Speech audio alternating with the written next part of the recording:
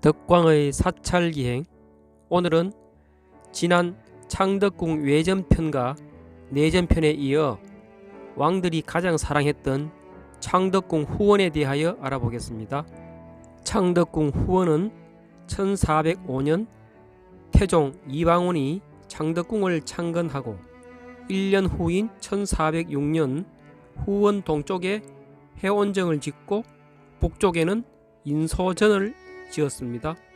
그 후 인소전은 문소전으로 변경하였고 이곳에 태조와 신의왕후의 신주를 모셨으며 1433년 문소전이 경복궁으로 옮겨가면서 이곳은 철거되었죠. 현재의 규모로 후원 영역을 확장한 왕은 세조인데요.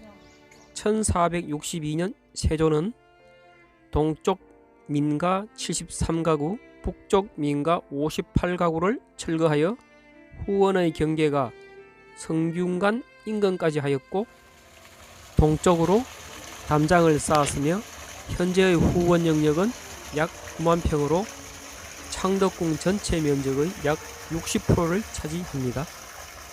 후원에는 약 160여 종의 수목이 있으며 300년 이상 된 천년기념물인 매화나무, 향나무, 다래나무와 주목, 밤나무, 회화나무 등 70여 종에 이릅니다. 임진왜란으로 이곳 후원도 20년 가까이 폐허가 되었다가 1610년 창덕궁 복구 시 광해군은 후원에 책방을 만들고 별전과 작은 정자를 여러 곳 지었으며 이때 영화당도 건립되었습니다. 1636년 인조 14년 후원 영역에 탄서정, 운영정, 청의정을 짓고 옥류천을 가꾸었으며 어정을 팠다고 합니다. 1642년부터 1647년 6년 동안 관덕정을 포함 6개의 정자를 세웠으며 숙종 때에는 애련정을 포함 4개의 정자를 지었고 1777년 정조는 왕의 영정과 글씨, 보책, 인장 등을 두는 규장각을 지었으며 1707년 숙종 33년에 건립한 택수제 자리를 고쳐 지으면서 부용정으로 바꾸어 부르게 됩니다.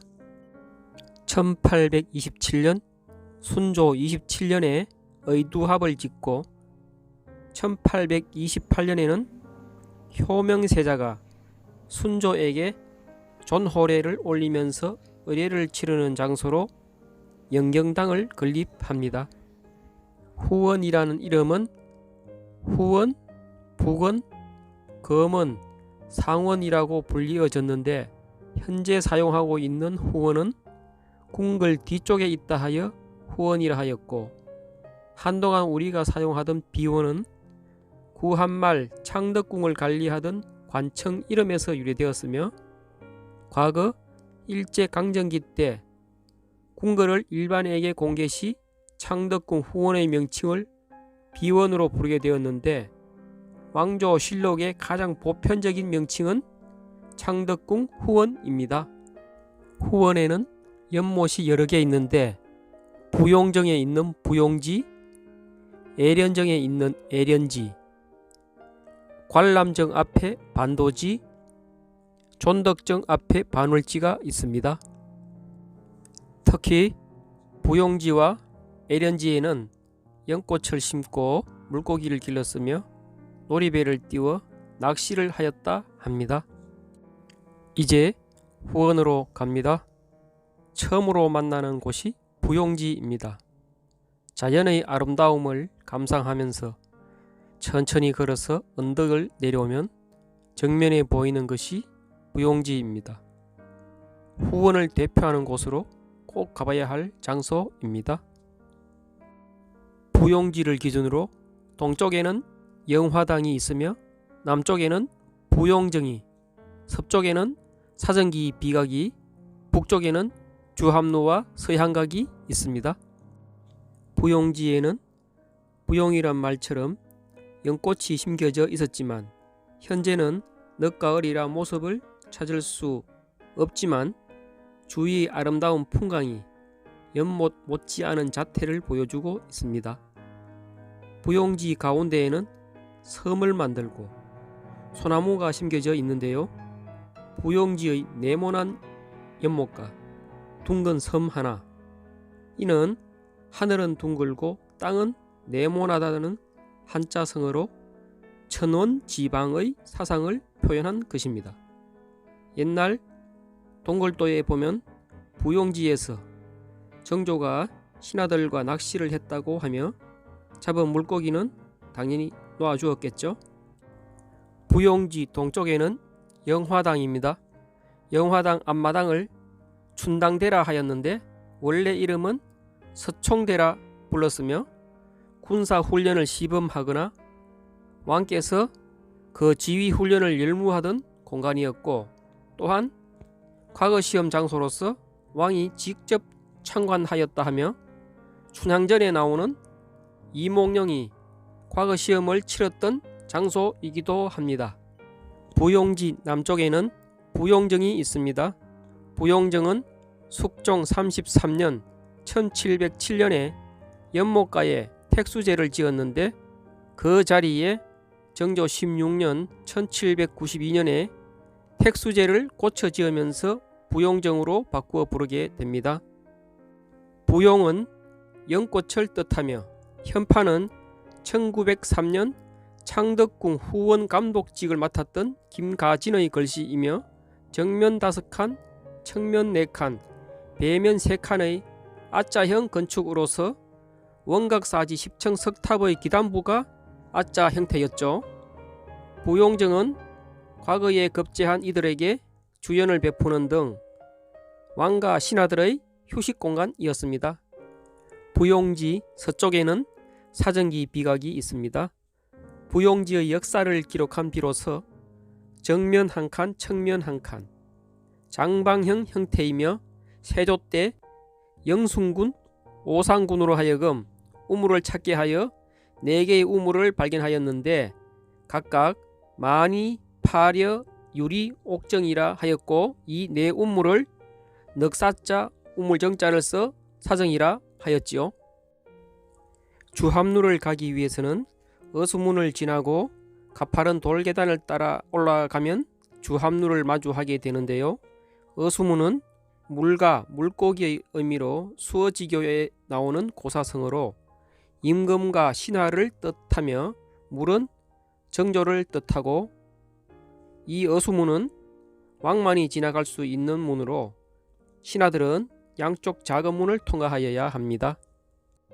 창덕궁 주합루는 정조 적위년 1776년 창덕궁 후원에 어제와 어필을 보관할 목적으로 건립되었으며 4단의 장대석 기단 위에 축조된 2층 건물로 정면 5칸, 측면 4칸이며 내부에는 다시 정면 3칸, 측면 2칸으로 구성되어 있습니다.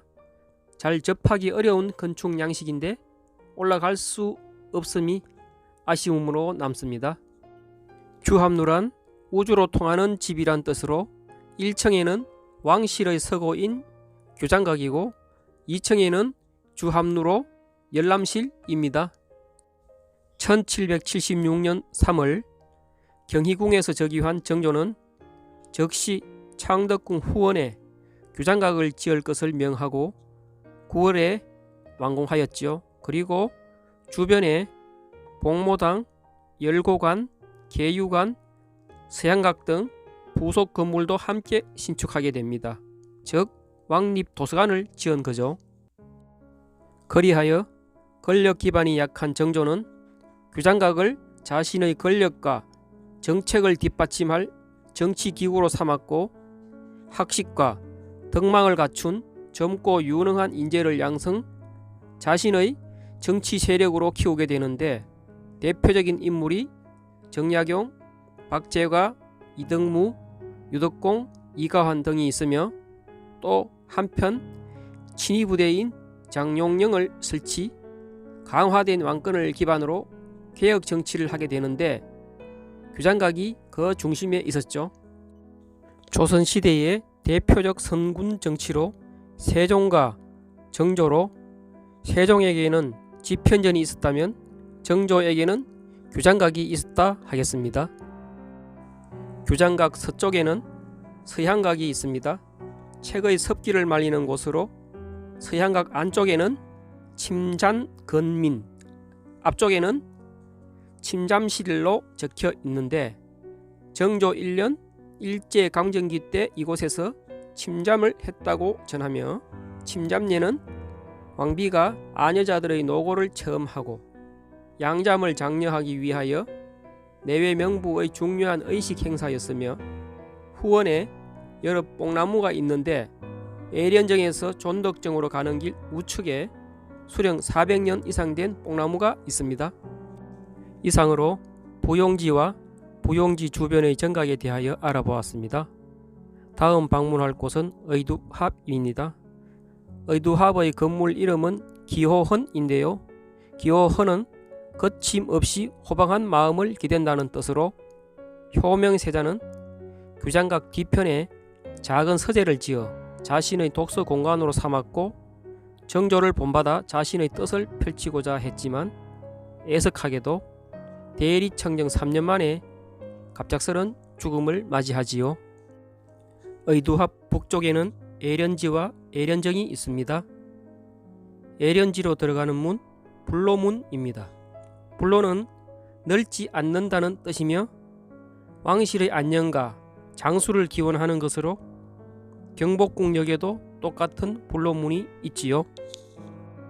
이 불로문은 돌을 쌓은 것이 아니라 한 장의 큰 성물을 문 형태로 조각한 것으로 이 문에 들어서면 좌측으로 의두합과 부속 건물인 운경거가 있으며 운경거는 창덕궁에서 가장 작은 건물이라 합니다.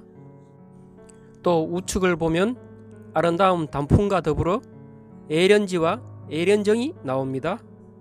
그리고 정면으로 쭉 올라가면 연경당으로 가는 길입니다. 애련지는 1692년 숙종 18년에 만들어졌으며 연꽃을 사랑하는 연못으로 부용지처럼 연꽃이 심겨져 있었겠지만 늦가을이라 현재는 볼 수 없습니다. 그러나 주변의 단풍이 관람객의 발걸음을 멈추게 하는데요. 숙종이 쓴 애련정기에는 연꽃은 더러운 곳에서 있으면서도 변하지 않고 우뚝 서서 치우치지 아니하며 지조가 굳고 맑고 깨끗하여 군자의 덕을 지녔다 하여 이러한 연유로 연꽃을 사랑하여 애련정으로 지었다 합니다. 애련정 일대의 가을 단풍입니다. 이제 효명세자의 효심이 가득한 연경당으로 발걸음을 향합니다.